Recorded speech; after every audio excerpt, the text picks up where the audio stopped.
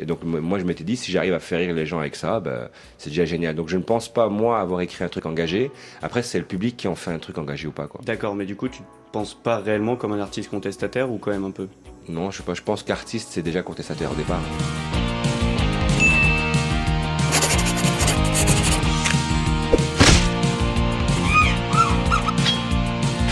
Get your paws off me! Get the fuck away from me! Take your bullshit somewhere else! Jump into your hot rod and hit the road, asshole! C'était une surprise pour personne par les temps qui courent, tout part en cacahuète. Entre les réformes de loi travail, la recrudescence alarmante du terrorisme ou l'absurdité ambiante des courses présidentielles, le monde continue de sombrer dans la folie chaque jour. En comptant en plus les contrariétés de nos propres vies, il en faut peu pour nous faire péter une durite. Et à défaut de pouvoir changer le monde, on peut au moins aborder ces problèmes par le biais du dialogue, du débat, ou même simplement râler sur les trucs qui nous énervent. Et à ce titre, les plateformes créatives comme YouTube, Facebook, ou même 4chan, pour ne citer qu'elles, sont devenues les vecteurs number one de parole sur la toile. Mais même ces oasis d'expression libre sont sujettes à contraintes. Comme vous le savez, YouTube a récemment fait l'œuvre d'une polémique concernant la révision de sa politique de monétisation, laissant entendre que ceux qui ne souscrivent pas au politiquement correct seront sanctionnés. Fâcheuse nouvelle pour ceux qui voyaient en la plateforme rachetée par Google, rappelons-le, une solide alternative économique en plus d'un lieu idéal pour s'exprimer librement. Pour citer un article de Marianne paru en 2012, plus personne n'échappe aujourd'hui au système. Il est devenu monstrueux, tentaculaire et a acquis son autonomie par rapport à l'être humain. Le ton est donné, nous vivons sous la férule d'une créature qui n'a même plus besoin de nous, et pourtant il faut courber les chines ou en subir les conséquences. Mais bien sûr, il est possible d'élever sa voix contre l'injustice et la stupidité, et quel meilleur moyen de balancer notre colère que de l'exprimer de manière créative. Parce que oui, on a tous à un moment eu envie de crier haut et fort un gros Fuck you! Fuck you! Fuck you! Fuck you. Fuck you! Fuck you, man! Fuck you! Fuck you, man. Fuck you! Fuck you, man! Fuck you! Fuck you. Fuck you! Fuck you, I'm out. Mais bon, taper ou insulter n'a jamais réglé le problème, donc le mieux c'est quand même de convertir cette masse de sentiments négatifs en quelque chose de productif, ou au moins quelque chose de créatif. Fuck you! Fuck you! Fuck you! L'esprit de contestation ça date pas d'hier, remontant un peu dans le temps à ce propos. En 1916, il y a 100 ans donc, naissait le dadaïsme, un mouvement artistique dont le but était de critiquer la culture de l'époque par l'absurde et le détournement. Une culture d'ailleurs pas franchement folichonne puisque, rappelons-le, en 1916, nous sommes en pleine Première Guerre mondiale. Et pour crier leur dégoût de ce monde qui a viré au chaos, ces artistes faisaient des œuvres très provoques pour l'époque, et livraient des propos qui l'étaient encore plus dans leur manifeste. Tenez, regardez ce que disait Tristan Tzara, figure fondatrice du groupe sur le sujet. Dada reste dans le cadre européen des faiblesses, c'est tout de même de la merde, mais nous voulons dorénavant chier en couleurs diverses pour orner le jardin zoologique de l'art de tous les drapeaux des consulats. De la fin du mouvement Dada aux manifs de mai 68 en passant par le boom du graffiti, l'art a effectivement envoyé pas mal de pavés dans la mare. Même s'il n'a toujours pas vocation à faire réfléchir ou à éclairer nos points de vue, il y est souvent question de nous renvoyer au visage les facettes les plus ridicules de notre monde. Ce n'est pas un hasard si par exemple aujourd'hui, les formes d'humour qui prédominent sont la satire sociale et la culture du what the fuck. Si la satire, le cynisme par extension existe depuis des lustres, elle a muté au fil du temps jusqu'à devenir un standard en la matière. En témoigne par exemple le Guignol de l'info sur notre Canal Plus national, ou le Daily Show States sur la chaîne Comédie Centrale. Ces deux shows ont en commun d'être les chantres du politiquement incorrect à la télé, brocardant tout le monde, des politiques aux institutions religieuses, sans prendre de gants. Hélas, malgré leur statut d'institution culturelle, les deux émissions ont perdu de leur superbe avec le temps, prouvant qu'on a beau faire des doigts aux gens puissants, le système finit toujours au final par avoir le dernier mot. Tous les jours à 20h, vous avez des actualités qui vous conditionnent pour qu'on pense que tout le troupeau pense pareil. Dès le moment où on a fait ça, on comprend comment le troupeau est conditionné pour avancer dans une direction qui a été voulue par des bergers. Et les bergers, en général, c'est pour nous faire brouter tous la même herbe. C'est-à-dire que l'objectif n'est pas l'émancipation, l'ouverture spirituelle du troupeau. L'objectif, c'est juste avancer en rang et faites pas de problème. Mais s'il y a une chose qu'on ne peut brimer, c'est le pouvoir de l'imagination. Et lorsque cet imaginaire est phagocyté par les troubles de notre monde moderne, cela donne des effusions d'humour starbé purement inclassables. Les YouTube Poop, par exemple, en sont une superbe manifestation. En plus d'être une résurgence numérique du mouvement artistique Dada, ces vidéos, amalgames de pop culture passées à la moulinette de monteurs malicieux, prennent un plaisir à détourner absolument tout. De la télé-réalité la plus abrutissante en passant par les dessins animés de votre enfance. En cela, les YouTube Poop ne sont peut-être pas de simples stupides vidéos random, mais de vrais pamphlets à charge, invitant ses spectateurs à questionner et à rejeter le flux vomitif de contenu imposé par les médias.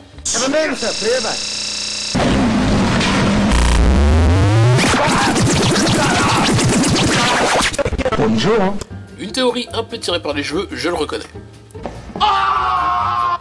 De nos jours, que ce soit dans les séries, dessins animés ou même publicités, l'humour se fait plus strange, expérimental, limite sujet à une analyse freudienne. Vision d'outre-monde, personnages en roue libre et concepts sans dessus-dessous, notre réalité triste et morne se transforme peu à peu en cartoon. On pourrait croire que c'est une apologie de la bêtise, ou une tentative de vouloir nous garder dans un état d'enfance éternel, ce qui est hélas souvent le cas. Mais alors, si l'humour cynique et l'humour bizarre échouent à se démarquer sans être récupérés ou pervertis par le système, quelle alternative nous reste-t-il ? Quand la satire du système et le refuge dans l'absurde ne sont pas suffisants, il reste toujours la bonne vieille méthode du pétage de plomb, de la bonne dose de furie contestataire. Il ne s'agit plus de donner un coup de pied dans la fourmilière, mais de l'exploser à coup de bazooka. Ça peut aller du coup de gueule bien vénère aux revendications tendance anarcho-punk qui veulent qu'il n'y ait ni maître, ni loi, ni chaîne. Notre besoin primaire de tout faire péter est bien sûr restreint par ce que nous appelons les bonnes règles de la civilisation. Mais de temps à autre, il ne nous est pas interdit de réfléchir à quoi ressemblerait la chute du système, le changement total de son régime, ou même une éventuelle fin du monde. Dans cette catégorie, on pense souvent à Matrix, pierre angulaire de la SF moderne, mais surtout à Fight Club, film intemporel qui cristallisait toutes les angoisses de l'homme moderne de la fin du XXe siècle, et dont le message anticonsumériste et la dimension nihiliste salvatrice sont encore aujourd'hui subversives, surtout venant d'un film produit par Hollywood. Sur cette même veine contestataire, c'est vers la télé qu'il faut se tourner avec l'excellente série Mr. Robot, enfin diffusée sous nos latitudes. Suivant le parcours d'un jeune hacker embringué dans un plan de dynamitage des corporations, cette série anxiogène et moderne à souhait pointe avec brillance et une insoupçonnée profondeur les travers du système et ses dérives technologiques. D'ailleurs, au sujet de la série, il est amusant de noter que Christian Slater, qui incarne le mentor du héros, a autrefois incarné une figure anarchique. En 90, il avait livré une de ses plus mémorables prestations dans le film Pump Up the Volume, où il incarnait Mark, un lycéen invitant ses compères à se libérer des carcans sociaux par le biais d'une émission radio pirate. Et je pense que cet extrait parlera beaucoup mieux du film que moi. Then why not do something crazy? It makes a hell of a lot more sense than blowing your fucking brains out. You know, go nuts, go crazy, get creative. You got problems? You just chuck them, nuke them. They think you got attitude, you show them some real attitude. Go nuts, Get crazy! Hey!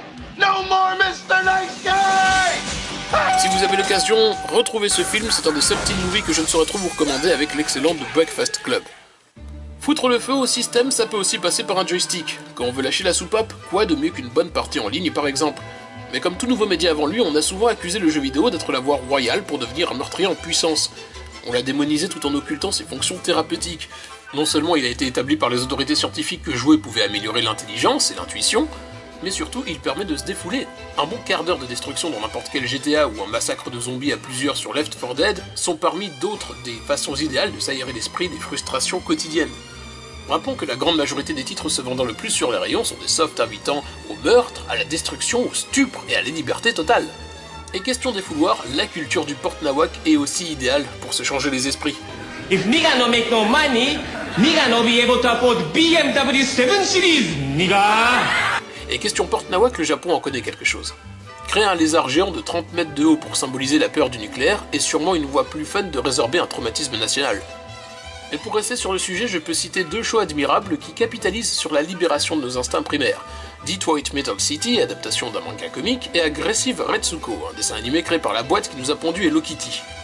Les deux séries fonctionnent sur le même ressort comique, leurs protagonistes en apparence aimables et mignons tout plein expriment leur rage à travers le genre si délicat du death metal, style idéal pour bien se racler la gorge.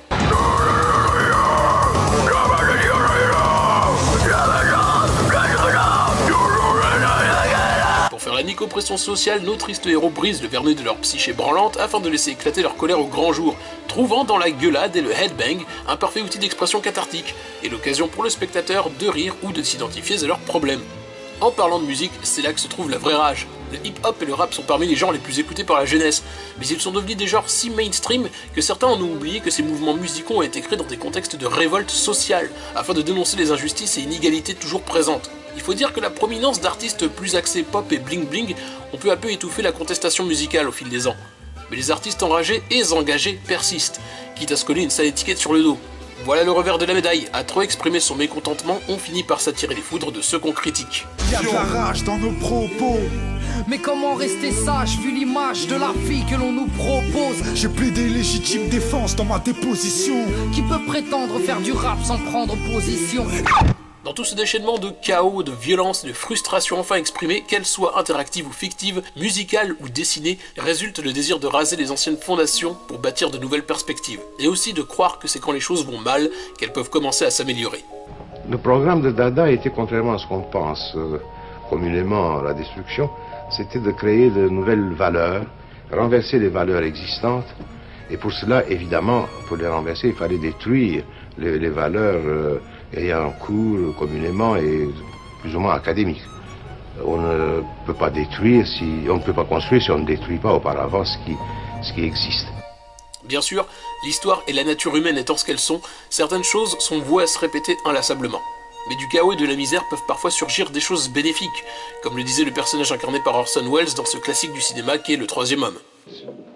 Mentally, for 30 years under the Borgias, they had warfare, terror, murder, bloodshed, but they produced Michelangelo, Leonardo da Vinci, and the Renaissance. In Switzerland, they had brotherly love. They had 500 years of democracy and peace, and what did that produce? The cuckoo clock. So long, Holly. Mais c'est aussi par l'art et l'imagination que peuvent germer des pensées nouvelles, comme le disait l'auteur Bernard Werber dans son ouvrage Livre des voyages. Au lieu de détruire ce colosse ambulant sur lequel tout le monde s'est déjà cassé les dents, ramasse un peu de terre et bâtis ton propre édifice dans ton coin. Ne t'attaque pas au système, démode-le. Le système n'est pas méchant, il est dépassé. Le système est conscient de sa propre vétusté. Et il attendait depuis longtemps que quelqu'un, comme toi, ait le courage de proposer autre chose. Plus il y aura de créations originales, plus le système ancien devra renoncer à ses prérogatives. Et vous, quelles sont vos œuvres enragées préférées? Comment exprimez-vous votre colère face au système? Et voilà ce qui clôt ce numéro 2 cas par case. Comme d'hab, je vous remercie de l'avoir regardé jusqu'au bout. J'en profite pour vous annoncer que vous êtes plus de 200 à vous être abonnés à la chaîne.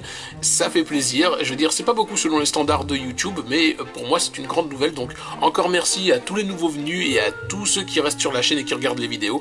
Comme d'hab, faites tourner la vidéo si ça vous a plu, abonnez-vous à la chaîne YouTube et abonnez-vous aussi à la page Facebook pour trouver un peu plus de contenu. Voilà, sur ce, comme d'hab, je vous embrasse et vous dis à bientôt pour de nouvelles aventures. Yeah!